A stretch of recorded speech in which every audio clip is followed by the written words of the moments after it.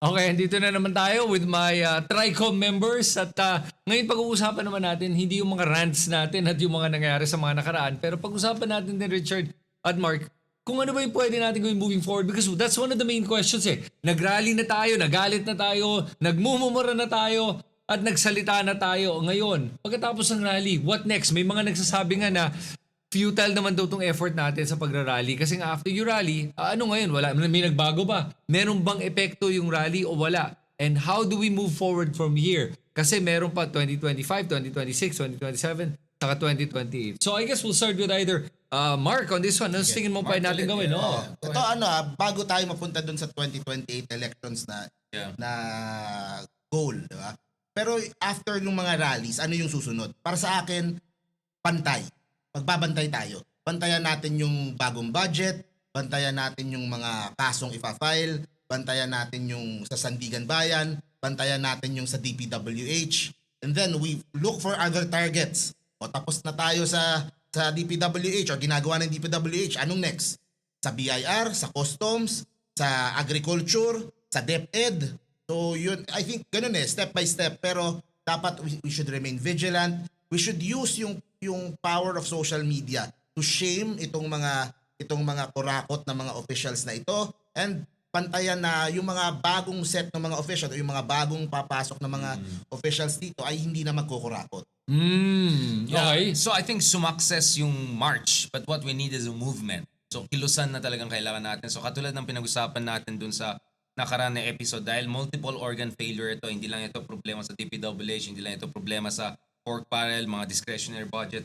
Apektado lahat Katulad ng sinabi nga ni Mark, yung justice system natin nag-fail. Kaya nga nagkaroon tayo ng Duterte. Kasi sabi na shortcut na lang. Pa-EJK na lang yan, di ba? At maraming support And as I said, kaya nga medyo nag-worry ako when yung isang colleague ko dati sa GMA Networks, mamamatay yung mga corrupt, tapos sabi ni Vice Ganda, ganito, ganyan. Parang, wait, we don't want to go back to that shortcut mindset. Naintindihan ko yung galit nyo. When we're angry, we say things, I understand that.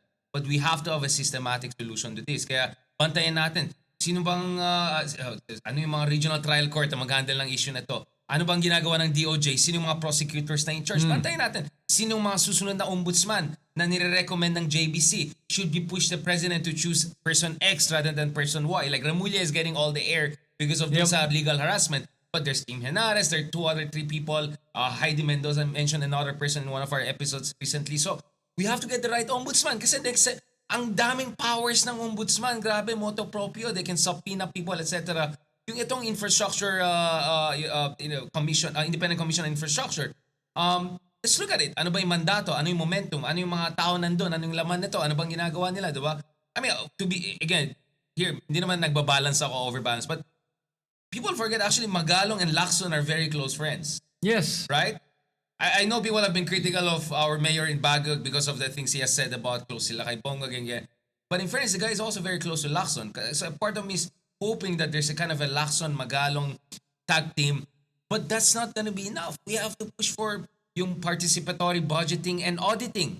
Sabi nga ni Heidi Mendoza dun sa isang show natin show namin na baka pwede rin sumali yung mga asosasyon ng mga civil engineers. Kasi reputasyon nilang nasisira dito Mga, nila, yung mga bata nila nandan, di ba? Yung mga public accountants na pwede tumulong, yung mga asosasyon na yan, di ba? Get them involved kasi they have this scientific expertise. If we need AI, artificial intelligence, and drone technology, ilan lang daw ng drone ng buong 3 lang.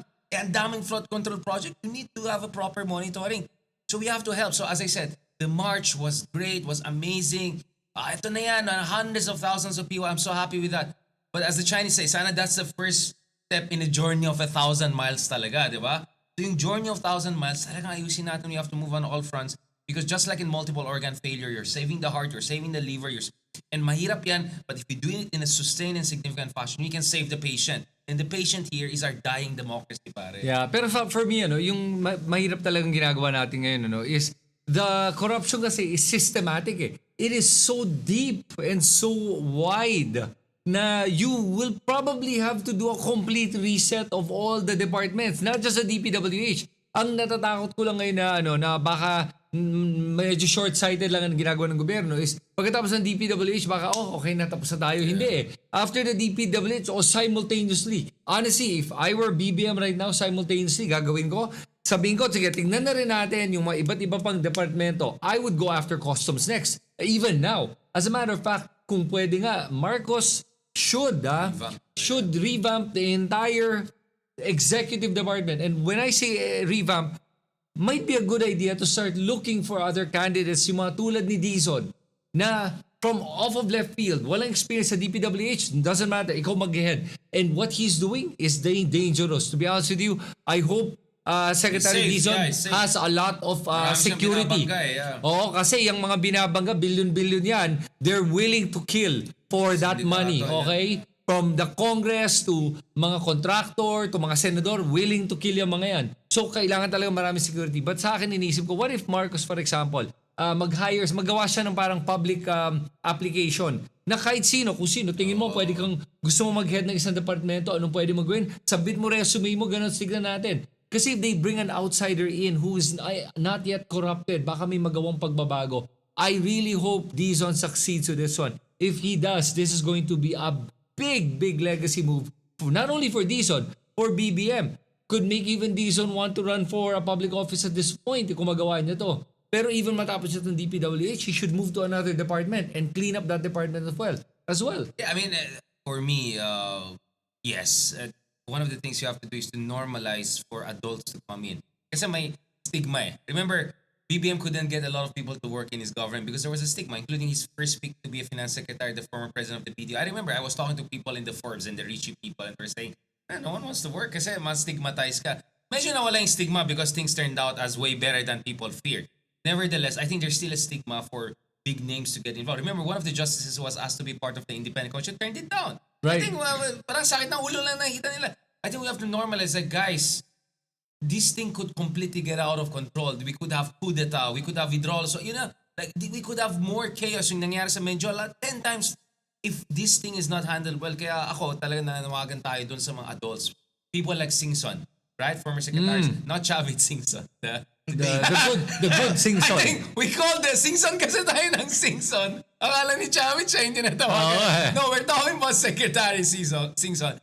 We need people like that to come in, not because they're pro-Marcos and they want to work for it. No, come here and save the house before it burns down, diba?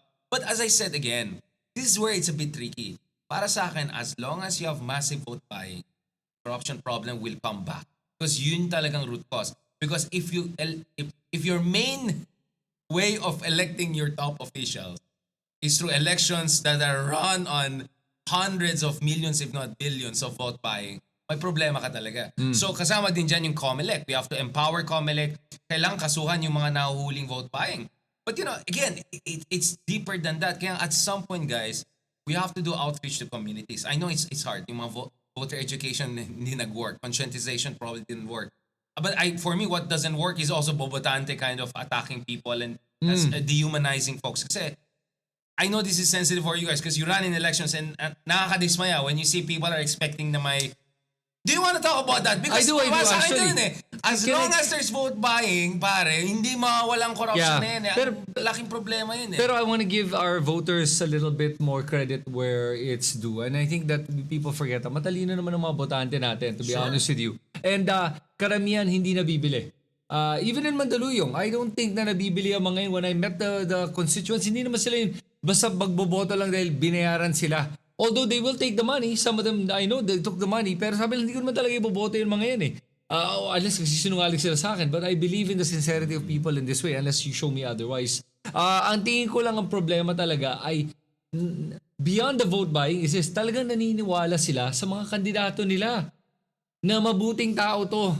Yun ang mas malala. Now you're saying exactly. Now you're saying it's worse than what I said. What I'm saying me, it's is just a survival thing. People are trying to get by. No. Sige na nga, pwede na yan. Ganun. Yes, but what I'm saying kasi is unfortunately mababaw yung level of engagement or critical thinking at this point. You just contradicted. You said people are smart. I'm saying they're smart, but I'm saying is this, mabait ang Pinoy. Yes. Ang ibig ko sabihin nito, ang Pilipino, napansin ko, you shake their hand, tinignan mo sila sa mata, you acknowledge them, they'll vote for you. Not because they just think, no, pinansin mo ko, you gave me relevance, I'll vote for you. That's enough. I understand that for some enough kasi Recognition. sa ating lipunan na karamihan sa ating mga kababayan ay hindi nakikita, hindi natutulungan, hindi napapansin. Ang magbigay pansin ay makakakuha na ng boto nila. Ganun kahirap ang mundo ng ating politika ngayon at ang sitwasyon ng ating mga kababayan. Not saying they're dumb, I'm saying they're desperate. Exactly. Yun. And So we have to deal with that yun. desperation. So ngayon, how do we deal with it? Ang point ko lang kasi is chicken and egg situation tayo dito ngayon eh. Oh. So yeah, you're saying the voters should be better, should be smarter, kailangan mag-isip. Pero when they're desperate, they're not getting the help, ang hirap eh. You're thinking of your own survival eh. You don't know what to do. Government, number one. BBM, president right now, can do this. Again, improve the education system. Improve the healthcare, improve housing. Alam ba nyo sa lahat ng ninakaw ng walang kwentang DPWH yan at lahat ng ahensya, I would estimate it's about 2 trillion ang nawala natin sa korupsyon. Yang 2 trillion na yan, pwede na nagpatayo ng maayos na bahay sa lahat ng mga walang bahay. Pwede na nakapagbigay ng universal healthcare sa lahat ng nangangailangan ng tulong. Pwede na makapagbigay ng edukasyon sa mga libreng edukasyon sa mga tao. Yung 2 trillion na ninakaw ng ating gobyerno. Yun, solusyon yun. Do the politicians have enough of that political will to do it? No, we have to pressure Sa them. akin naman, I want to ano, ask you, what is your read on the vote buying view ko issue? naman yung sa vote buying. Yeah. Ang pinaka main problem din nung sa politika natin nga, I say this, is yun sa mga LGU, sa mga local. It's a family business. It's iba't ibang probinsya yan, may kanya-kanyang family business per city, per province, and it affects yung national kasi yung sa family run business na yun, sila yung may anak na congressman eh.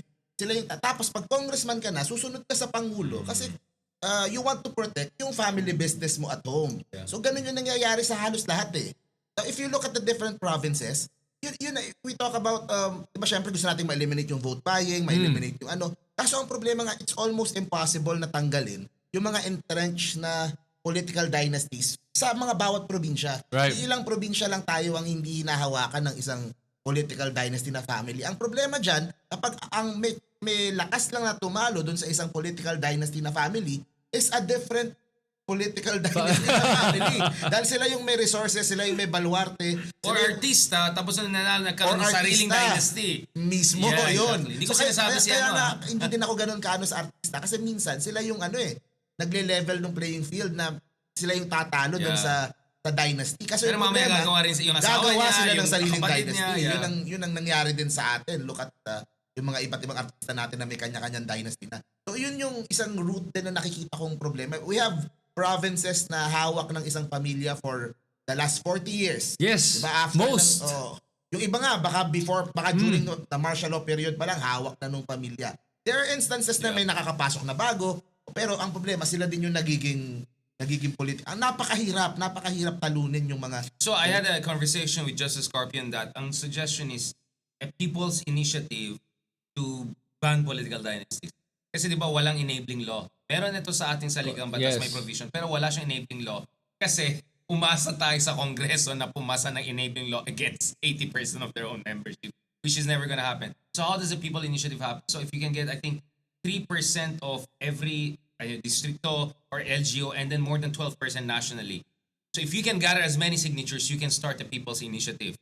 And then you can create a parallel way to get an enabling law passed against dynasties. Hindi na dadaan sa Congress yun kapag na Pero dapat dumaan ng plebiscite. Yun, So pwede mo people idaan will sa vote. people's initiative yan. So I think that's one thing worth looking at. It looks like a long shot but we have to try. Alam ko yung PI nasira yan dun sa kalokohan na PI na gusto nilang constitutional change. Hindi pwede yan. Pero yung ganito, kasi hindi ito constitutional change eh. Ang ginagawa mo lang, nag-introduce ka lang ng enabling law lang Yes. dun sa meron ng provision. Okay. So you're just operationalizing an pre-existing legal framework. You're not changing the Constitution. Kasi dun sa PI na yan, remember yung 2 years ago may PI na gustong palitan ng Constitution na very dodgy? Hindi yan. We should do our own people's initiative. Kaya kasi you have to be smart eh. Maghanap ka ng mga areas of intervention na pwede ka magkaroon ng impact. And then gawin mo simultaneously. So you can do people's initiative here. Yung sinasabi nila Chelo Magno or Heidi Mendoza na participatory auditing budgeting here. And then at the same time, you do the other things like water education. You get what I'm saying? Now, you don't solve the problem next year or probably not next 10 years. But if in the next 5 years, you can create a momentum, if you can get a good president. Kasi ganito eh, the moment you change yung, kumbaga, you do a good version of what Duterte did. Let's be honest, Duterte revolutionized our politics. Diba, Mark? There's a Philippine politics before Duterte and after Duterte. Duterte showed there are many taboos that are actually not taboos. But he did it in the wrong way. Right? For instance, yung attack niya sa oligarchs was a good thing. Except, we know he didn't do it for the right reasons. He was trying to bring his own Duterte cards. Yes. Whatever. But he also showed that if you actually create a grassroots movement and have charismatic leaders, you can also revolutionize it in a good way. You get what I'm saying? Like ngayon, alam mo, kausapin yung mga tao na sa poder, sabi na, shucks, ang lakas ng palang mga pinka, show of force kayo ah. I mean, you could have taken over if all the way na kayo, kung nag-Menjola style kayo. Tapos ng laban, andyan nga yung AFP eh, baka mag-defect pa sila sa inyo. So, what I'm saying is that suddenly, umiiba yung tone. I'm sensing the same thing that Duterte was doing to us, but in the dark sense. Now I'm sensing it in a good sense. Ito yung team. So what I'm saying is, you're not gonna change the system in the next 5 or 10 years, but you can make enough of momentum, enough of intervention to mitigate it. Parang crime yan eh. Crime will never go zero. Even Singapore cannot get it to zero unless they're doctoring the number. But you can bring it from 10 na bad to 2 or 1. We can bring down corruption from level 10 to level 6 and 5 in the next 5 years. Then from there, you can... Kasi ganito eh. Ano yun eh? Feedback loop yan eh. There's the less corruption, the more money goes to education, the more you have a middle class, the more middle class can check the people. Yep. Do you get what I'm saying? Then you create a virtuous cycle eh. So what we want to do is we want to give a chance to this virtuous cycle, right? Of more middle class, more development, more welfare, more public education. Then guys, may chance talaga mag-recover yung pasyente natin, which is this multiple organ failure for democracy. Pero at the same time, Richard, I'm gonna, medyo lang ako ang problema ko lang kasi, naintindihan ko din yung purpose ng political dynasty. I'm not saying I'm for it. I'm just saying naintindihan ko why it happens. It's the same as any other industry or any other family. Pag ang magulang mo doktor, chances are you're gonna be a doctor. Kung magulang mo ay engineer, chances are magiging engineer kami. Ganun yan eh. May cycle talaga yan. Bata pa lang eh. Oh, you're groomed to be that eh. And even mga family businesses, yung anak nilang nagte-take over at dahil marunong, alam nila, nakita nila growing up how it works eh. And I've seen that even with political families na, I'll give you a good example, Carlo Ople. Carlo Ople is the grandson of Blas Ople, Senator Blas Ople. Alam mo, when you hear Carlo talk, nakikita mo na ito, may pagka-politician sa magsalita. He knows how to hold the stage, how to make speeches, how to gather people. Meron siyang ganong charisma na nakuha niya sa kanyang grandfather because they were taught that at a young age. Again, I am not saying that I agree completely with political dynasties, but at the same time, nakikita ko din na may use yan kahit papano in terms of at least parang being able to create some sort of a continuity na kailangan din. Kasi kung broken sobra, ang pagpapatakbo ng isang lungsod, paminsan-minsan hindi matutuloy yung implementasyon ng mga iba't ibang proyekto. May ganon. For example, for people that are now worried, Vico Soto is going to end his term. I bet you. If pwede si Vico tumakbo one more term and if he's willing, I bet you possible let him run for another 3 years, correct? So, up to 12. Ang problema kasi, 95% ng mga dynasty, they're not there para tapusin ito. They're there para sa family business. They're not a family doctor helping you. I understand. Private sphere yan eh. Ito kasi public. So, in economics, that's one you call oligopoly. Market failure yan. When 3 companies control the entire market. Yep. Kasi, ganito, all countries in the world have political families. The Clintons, the Kennedys, whatever.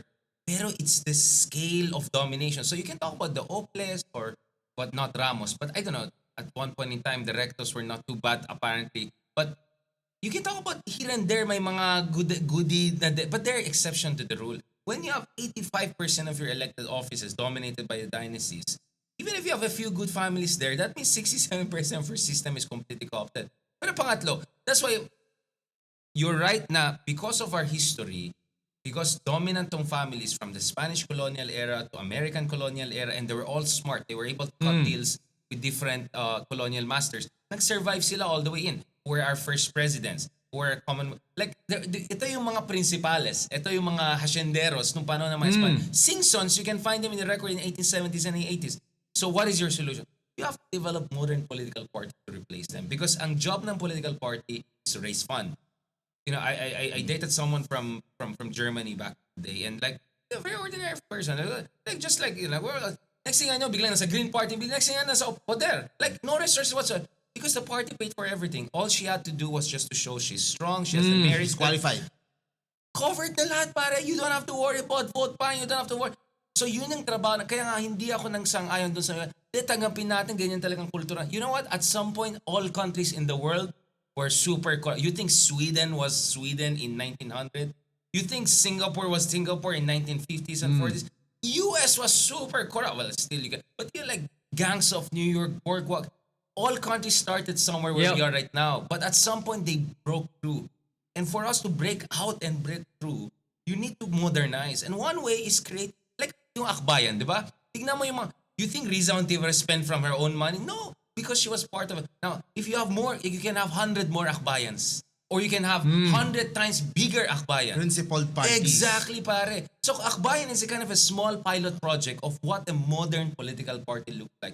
If may merit ka at botoing, may convention yung akbayan, hindi ka pwede maging first nominee. There's a convention, there's an internal elections, my primaries.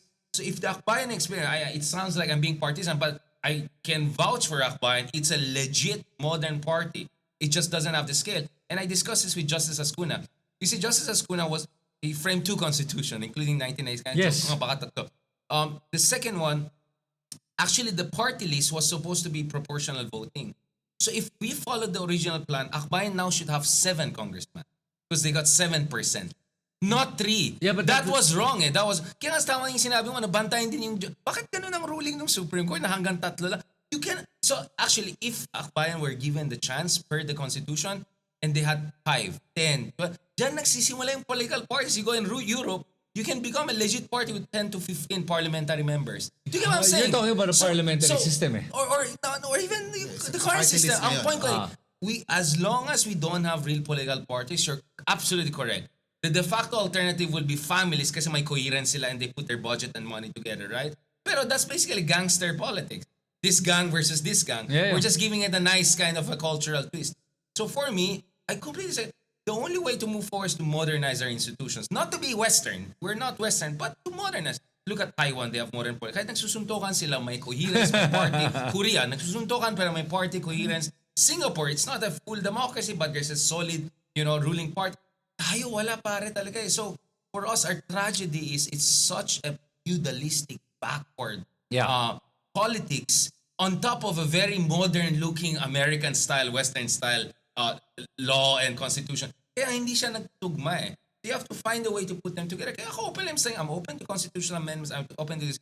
As long as we can strengthen political parties, strengthen the mindset of COMELEC to go after vote buying. Kasi hindi, syempre, kung vote buying sa 200 provinces, sabi natin kunyari, although we don't have 200 provinces, let's say 200 LG, whatever. Of course, hindi mo naman kailangang huliin lahat eh. Pag naghuli ka ng 10, matatakot na yung iba. Or bababa yung presyo. Hindi ka naman saying, sampulan mo lang ganun. So, again, I'm saying you have to have interventions on multiple fronts. Kaya mahirap eh. Kaya sabi ko, yung mga people like me who teach these things in school and all, we go through all the textbooks, etc. Our challenge is how to mainstream these ideas. But for me, I think we're reaching a point where we should realize hindi na uubra ng you just bring down one political.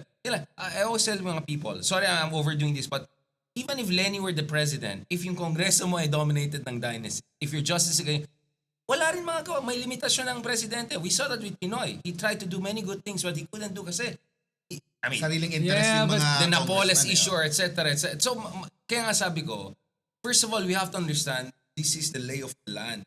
Do not miss the forest for the trees. The trees are these corrupt officials who have to be burned down, whatever. But if you just deal with the few trees here and then you miss the forest, babalik din yan. There will be another virus tree on the other side. Kaya sabi ko mahirap yan eh. Sige, Richard. So sige, I heard Mark naman give some concrete actions for the citizens sa ating mga mamamayan kung anong pwede nilang gawin.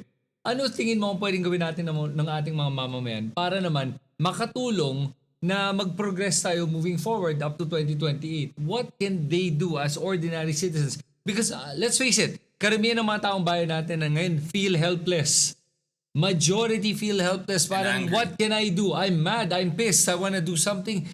Ano pwede kong gawin? Ano nga ba pwede natin gawin in our own capacity as private citizens to be able to stop this and help progress the country and improve You're talking about it kasi from the systemic perspective. Yeah, but we talk about the people's initiative, right? That's one. thing, Okay, that's right? one. People's initiative. Maybe even constitutional amendments later on if you want to create political parties. That's another thing. Participatory budgeting and auditing. Get this. I'm giving you actually the little solutions, and has to be. So in short, it has to be a package. Hindi pwede intervention here and there or pakulong mo lang itong senador ganun tapos ng lawan. It doesn't work that way. But we also need cultural change. Tama yung sinabi mo kanina, meron tayong ugali kung saan, mabait si mayor eh. Mabait si family friend eh. Yeah. So, alam mo na, corrupt tong taong to or ganun, tapos okay lang. We have to end that.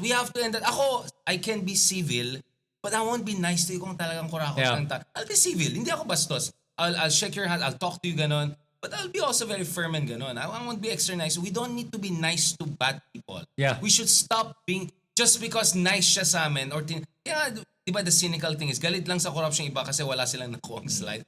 We have to. Di ba, pag humingi ka ng tulong sa mayor or congressman, doon sa burol, doon sa kasal, sa tingin mo, if he's gonna help tens of thousands, where do you think he'll get that money? Yeah. Di ka say. So the first thing we can do is not to contribute, enable itong cycle of corruption, and stop being nice to other people just because they're nice if they're really corrupt and destroying our society and our democracy. I'll take it So a step, cultural change, small cultural change. I'll take it a step further para sa akin ang kailangan gawin ng taong bayan. Number one nga, wag nang ino-normalize nga itong corruption. Ngayon, pag nakakita ka ng corrupt na politiko o mayaman na politiko, shame them. Don't befriend them. Don't take photos with them. Don't say to me na, wow, politiko, yaman niya, no? Ano ba? Parang celebrate ka pa na ang yaman niya na politiko. Alis ko, di ba, nakikipicture ng mga tao, Oo, di ba? So yun, kailangan natin... Baka kay Bryce tsaka kay Alcantara. Oh, I'm sure mahilig selfie ang tao. Ano ba, yung celebritizing yung mga problematic people. Number one, tanggalin natin yun, yung ugaling yun. Tapos sa susunod naman kailangan gawin ng taong bayan din. On top of that, ay yung vigilance sila, first they need to educate themselves. These are good podcasts and everything, and people are reading, and I love the fact na dumadami na yung mga ganitong klaseng content. I'd like to encourage more people to do it. But the point I'm trying to make is with the people right now, yung siguro yung indignation nila, kailangan talaga to be more vocal about it. They cannot just stay silent. That's one thing makulit na ako dito napaulit ko sinasabi to And don't be loyal to political parties, please. Be loyal to the country. Yun lang yun. Beshi ko yung anak ni ganito kasi yeah, yun eh. Or jowa mo dating anak ni ganito. Yun. Mark, ikaw, may dadagdag Hindi pa ako, ito napapasok yung 2028. Yeah, Kasi, exactly. Let's talk about that. Yeah. Itong buong flood control issue ni BBM Tsaka yung local politics, please paki-explain. Yung local politics sinabi ko na yung sa dynasty. Pero yung sa 2028, itong kay BBM na flood control na issue, it shows yung how powerful a president is in solving corruption. Kung gusto niya. Kung gusto niya. Yun. Imagine if BBM did this during the start of his term. Kung unang taon pa lang niya, ginawa niya na yung DPWH. Baka hindi na siya umabot. Baka si Sara na yun. Baka natanggal na siya. So yun yung punto dito. Ako, I'm happy that this is happening. Kasi before this, ang nangyayari is they're going all the way na trying to just destroy Sara, destroy the Dutertes, para yung kandidato natin sa 2028 mananalo. Yung kandidato na sa 2028, baka corrupt din. Diba? So ngayon ang laban ngayon is no longer Marcos versus Duterte. Ang laban ngayon is the people laban sa mga kurakot na politiko lahat. Lahat na, it doesn't matter kung DDS, kung liberal, kung loyalista or ano, basta kurakot ka, kaaway ka ng tao. What I'm hoping for sa 2028 is to have a winnable anti-corruption candidate. Yun. To take on. Pero ako, I want someone who's not only but actually competent also. Kasi anong silbi ako, syempre. malinis ka pero wala kang competence or mahina ka. Competent anti-corruption candidate who is winnable. Na kailangan mo ding yung you're winnable enough para people could go around you kahit yung mga moderates or yung mga hindi masyadong involved dito sa issue. Kasi ang ganda na ng ang ganda ng momentum So let's talk about it. Okay, so winnability and all. Okay, so obviously always Rafi Tulfo was in the conversation, but until now Rafi is not making it clear. Kaya medyo bumaba yung numbers niya significantly since last year, while Sara has made it clear, which leaves the room option open for Leni. But if Leni doesn't want to run, she can either endorse Pam or she can endorse Risa, and who knows, maybe Kiko is also in the mix, right? But that has to happen. Do you think Leni, kasi always the safe thing is, time is on your side, Leni focus on local politics, whatever you think, Naga, don't do anything else, time is on your side. The other school of thought is, didn't we learn our lesson from last time? If you're not organized and prepared, baka anin ka. Because the Duterte side doesn't only have Sara, they also have Bongo, who's a very well-organized person. For whatever reason, if ma-impeach si Sara, mawala siya, that doesn't mean tapos ng mga DDS. They will still have a very well-organized and able person in Bongo. I mean able in a political sense. There's a mobilization. So, what do you think about it? Because honestly, I'm hearing behind the scenes, there's even a Leni Torre being proposed by some Dilawan bigwigs. For me right now, everything's still in the open. Absolutely. Maaga pa, sobra. Fluid. Yeah, sobra. Right now, the dark horse that we may be looking for has not even been seen. I'm even thinking of, for me right now, like I said earlier, if Dizon is able to clean up the DPWH, tapos he did well with the DOTR, ngayon DPWH, and then maybe assign pa siya another corrupt agency, tapos na-clean up din niya yun, and he's able to come up with that much, be that effective, he could be a candidate right there. In my eyes, naghahanap ako ng isang mapapakita sa lahat na I'm anti-corruption, kaya ko itong gawin. That guy is performing. And honestly, nakita mo yung last press con niya, yung this morning, nag-press con siya. My God, nakikita mo yung frustration niya. Sinasabi nga niya, sa totoo lang, gusto nga niya tumalon. Sabi niya, nakita daw niya, parang hindi masyado mataas, baka mabuhay pa ako, sabi niya. But he even admitted, nung binuksan niya yung budgeting process ng DPWH, sabi niya, ang gano'n itong sistema, may mga terms sila na hindi daw niya naintindihan. Hindi niya alam paano ba ginagawa to. And I'm telling you, that's where the problem lies. Is karamihan ng mga proseso ay sobrang convoluted, intentionally, to make it difficult to be able to see the problem. Lahat ng gobyerno, ganun ang ginagawa. They make it so confusing so that it's hard to be accountable and it's hard to follow. Even sa BIR, I admit it, pag nagpa-file tayo ng taxes, sobrang gulo niya that you need somebody to do it for you. And even if you did it correctly, mahahanapan ka pa rin ng butas kung gusto talaga gawin ng BIR. Yun yung problema sa ating gobyerno. So, we need to change the system from within. And if Dizon is able to do that, one agency like the DPWH, and then let's say, sabi ni BBM, sige, do it again. That's gonna set him up to be a possible candidate for 2020. And then, tapos lalabas lahat ng resibo nung time Tigong, all of the Yun things ang he was problema. saying. Yun ang issue. He was the czar during pandemic. I'm sorry. Like, people are gonna go after him. As early as now, people are going after him and reminding that this is a guy who also worked at a very senior level. So all I'm saying is, I'm not saying he's not doing anything right now. I'm just saying, medyo may uphill battle siya. Yun yung magiging challenges if he decides to run for a higher position. Senate, I think more will be safe for him. I think kaya yung Senate. But all the way tama yung sinasabi ni Pareho, I agree. Lalo na dun sa trillion peso movement na sinasabi mo, Richard. That could be a start. Ang sa akin lang, sana wag exclusive sa pink lang. Oh, yeah. Dapat coalition. Welcome, basta dapat galit ka sa korupsyon, galit ka sa lahat ng politikong korupsyon, kahit anong kulay pa yan. Galit ka sa mga Duterte. Ayaw mo bumalik ang Duterte. Pwede yung mga loyalists. I mean, honestly, I don't agree with them on most things, but there were many loyalist people I saw during the rallies. Ang punto siguro, yung sa 2028, it should be a candidate na pasok doon sa anti-corruption na what do you call this? Parang hindi hype yung fever. Groundswell. Groundswell. And tama ka din sa sinabi mo, Richard. Importante yung record.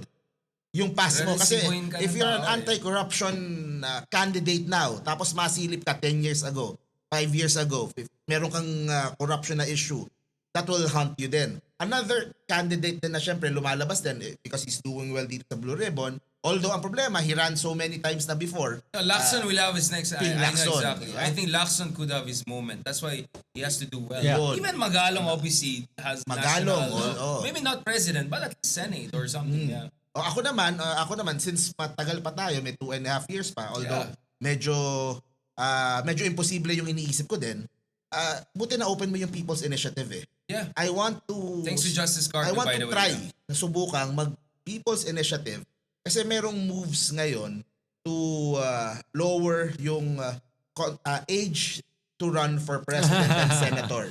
Okay? Ako gusto, president to 35, senator to 30. Gusto ko din dagdagan. Siguro, kung pwedeng dagdagan din ng at least college graduate man lang yung ating president and yung mga senators. Kasi kung kung ikaw nga ay papasok ng ordinaryong trabaho, hinahanapan ka ng diploma. Yung pa kayang national position. Sales lady, kailangan. Sales lady, kailangan. Yung senador, wala kang... So, yun ang gusto kong subukan. Meron, read and write. No comprehension. Read and write At least idagdag sa man lang yung comprehension. Wala yung comprehension. So I'm in the process of organizing yung... Ito yun, kaya suot ko. Yeah. Organizing a group that would try to do a people's initiative. 3% for every of the voting population every district nationwide. So napakahirap, napaka-imposible. Yeah, that's Kasi hard. it's never been done before. Wala pang nagsasucceed na kahit ano in changing the 1987 constitution or amending. Pero even if we succeed or we don't succeed, at least we are trying yung sinasabi mo people's initiative eh.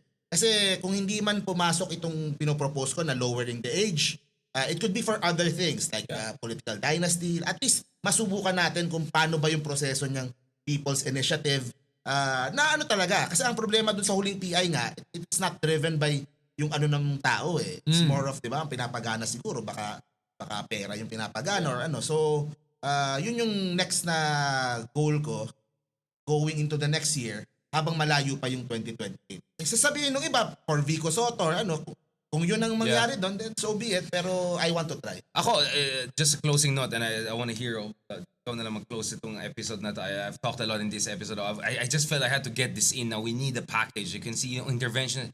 March is great, but we need a movement, right? Yeah. Kumbaga ano lang yan, isang knockdown lang yan, but we need, may 12 rounds pa tayo, pare. Parang kumbaga yung sinasabi ko dito. Ako, corruption is evil. Kung naniwala ka sa Diyos, sana mag-imperyo na lahat ng mga taong to, di ba? Having said that, I think a leader should be not only not corrupt, but also competent. Kasi ang kailangan din natin national economic development. I always explain it. The more developed you become, it's establishing as Foods Net curve yan eh. The more developed you become, the bigger middle class, yung better sahod sa police, better sahod sa journalists, you bring down the structural incentives for corruption. It's never automatic. I absolutely agree. Now, just because yumaman hindi... But what I'm saying is that if you want to deal with problems of this country, you need a leader who's not only clean but also competent. Right? Clean and competent. Mahirap yan, but that's what we have to look for. My worry is, if we get caught up in this zeitgeist, it's good to be angry at corruption. We might end up pushing for leaders who seem clean or maybe are really clean but are not competent. And then they create a lot of dissatisfaction. Then we'll go through the same cycle. Do you get what I'm saying? So what we need are comprehensive leaders who are competent, who are clean. And we also need a discussion that goes beyond corruption. Anong gagawin natin para yumaman yung mga kababayan natin? Kasi let's be honest, yung mga nagpakita dyan sa Ayala, most of them were clearly middle. Tingnan natin pag-usapan yung mga alabang people, right? Na mabango, di ba? Kahit mabango pa rin. But so lahat tayo hindi tayo biktima ng vote buying because we are in a position not to sell our votes. Let's be honest, right? You were talking about your constituents you were trying, but you're in NCR, one of the richest part. But you go outside to many parts of our country, guys. The level of warlordism, the level of para iba command vote na yan, like it's so desperate. You know how I know it? Because I advise yung mga international monitoring group. They come to me, they say, Richard, you're here in Manila, you talk about big politics. We go there, it's just rampant vote buying. Because a European monitor said, how do you even call it a democracy? We saw literally people were being paid. You know what I'm saying? And I'll tell you what, it's even worse than that. Apparently, there's a political science literature on that meron mga mekanismo daw yung mga political and warlords na babantayan. Pag binayaran kita, magbabayad ka. So, they monitor your Facebook post. Yeah. There's a way daw inside na makikita yung voto mo and then they scare you. Yes. Pag may barangay daw na binayaran ng ganitong warlord at hindi bumoto, they punish the entire collective punishment. Yep. Wala kang proyekto. I'm telling you, bro, it's gangster land in many places. So we need to economically develop and empower. Kaya sabi ko, we need more outreach. Let's go to communities.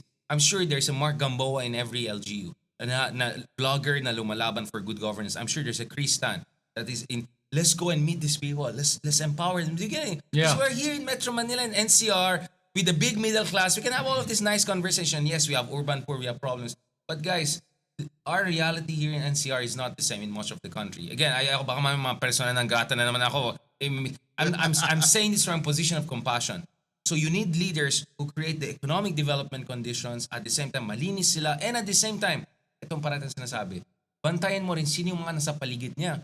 Because no matter how smart and young you are, even Vico cannot rule a single city on his own. He has to have a team, di ba?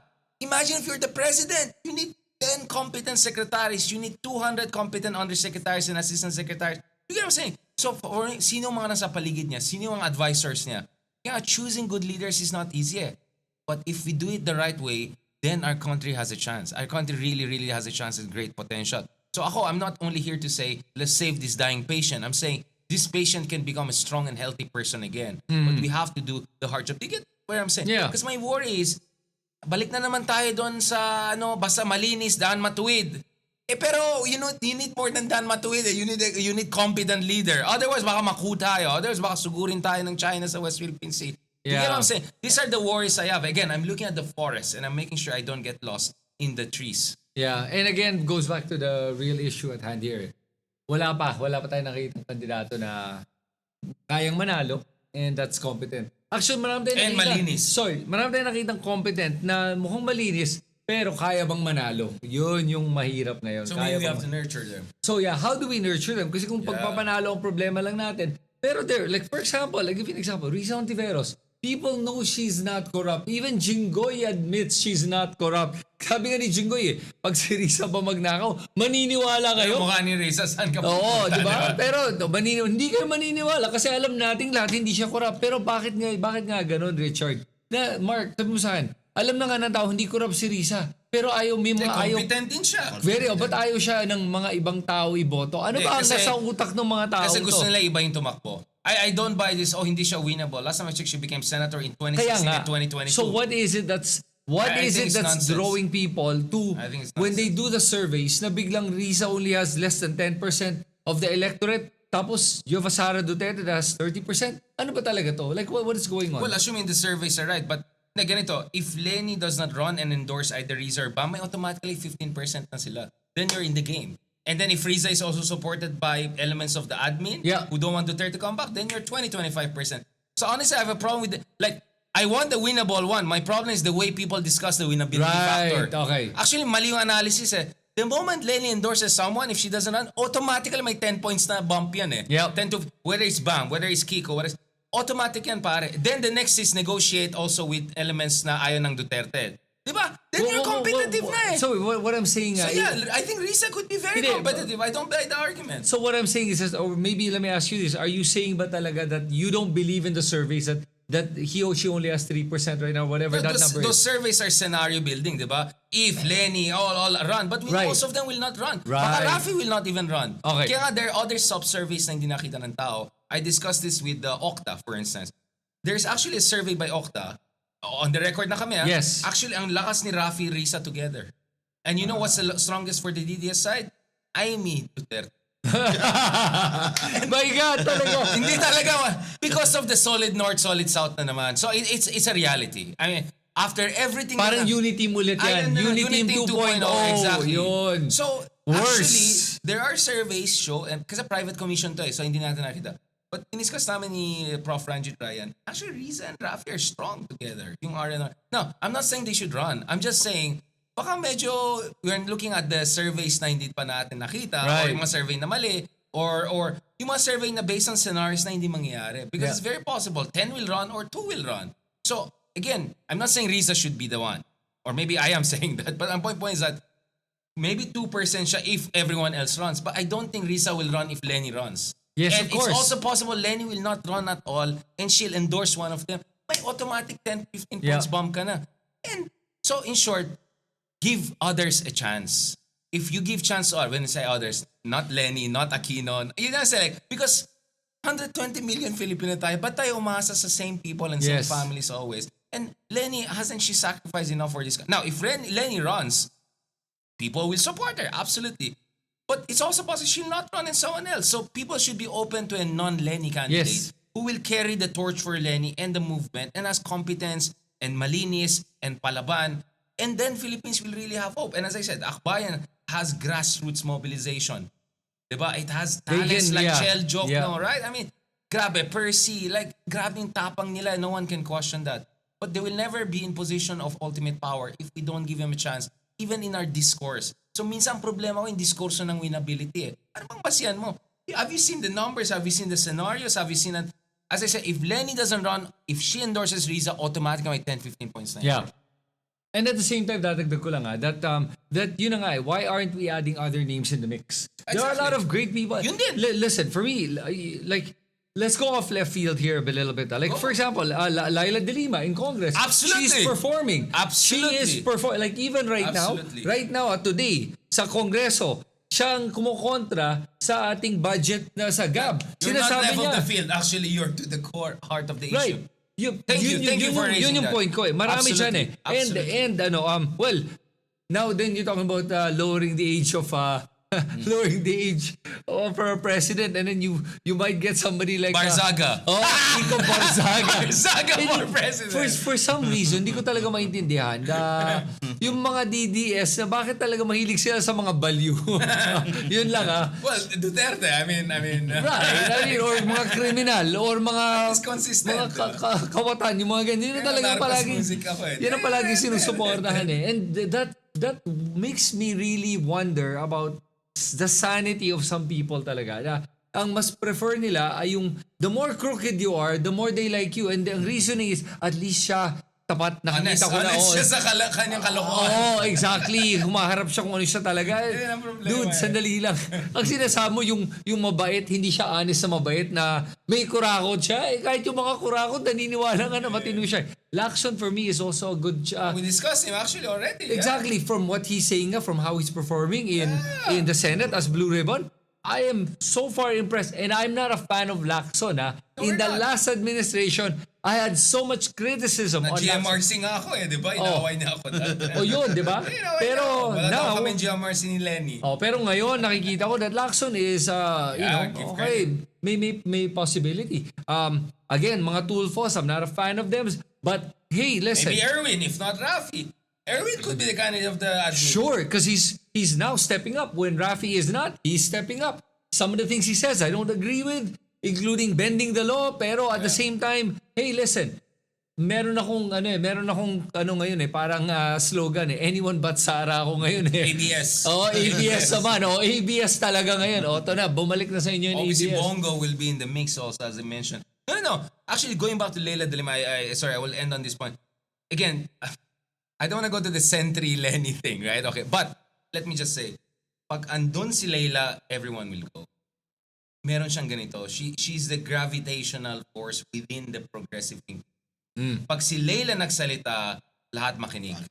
Pag yung iba may mga I don't need to go to details, right? But kasi Leila has proven the mettle of her leadership. I mean, she went through hell. Really, bro. She almost got killed. Binabo yung kanyang reputation, whatever. But she's still there. She's fighting. She's doing her best. So for me, she'll definitely should do national office. And there's some people saying, I mean, nakita mo yung when Torre and Leila were together, ang ganda rin yung chemistry, ang ganda ng project. So, all I'm saying here is let's just be open to good possibilities and many possibilities and other names, not just the usual people. Gusto na ng iba, round 5 na naman daw, Leni versus Sara. I mean, like, it doesn't have to be that. Let's grow. I mean, even to the DDS, I say, Duterte, bakit hindi na lang ng iba? Marami naman mga DDS. Hindi ka naman saying, like, or like Sandro na naman next sa loyalist, although age limit ang maging problem. Hindi ka naman saying, kaya we're 120 million people. Ang dami may potential. Let's be a bit more meritocratic. So I go for merit. If you look at Singapore, it's one of the least corrupt countries because it has the most meritocratic system. They get the cleanest and most competent people. They're not perfect. They have a lot of problems.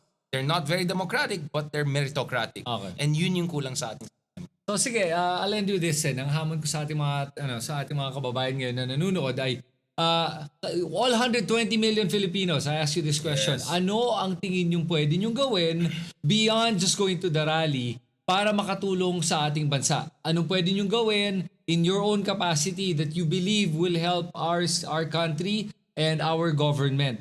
Either sa pagboboto, hindi lang sa pagboboto, sa pag-eduka ng mga kababayan natin, mga pamilya nyo, at hindi lang yon. Baka marami sa inyo pwede rin tumakbo. Kasi yun ang kulang natin eh. Kulang natin ang mga kandidato sa iba't ibang posisyon. Lokal, from barangay to the city government, from councilor to kagawad to barangay captain, everything. Kailangan natin ng mga tumatakbo. Kaya yan ang isang paraan para makatulong kayo, tumakbo kayo. At kung meron pa kayo mga iba pang mga suggestions, sulit nyo lahat dito sa comment section sa ibaba. And to our panel for the TRICOM, Richard, who is on 4 shots of espresso. And Mark, salamat sa inyong oras ngayong araw na to. And sana may natutunan kayo dito sa aming diskusyon ngayong araw. And kung nagugustuhan nyo mga ganitong klaseng content, make sure to subscribe to our YouTube channels. Bottles of Manila, of course, our OG. Yep, and... ano bang latest version ko? Richard, ano ba sa'yo? deep dive. Deep dive, o yan. Ha? Sa kabila, medyo ganun din. Sa nag-branding din ako. Ay! Wait ka lang. Ano na yun? Nag-drop na naman na ano. Babawasan ko yung kapag next time. Okay, salamat sa inyo lahat. Dalawa rin ako. Okay, ingat.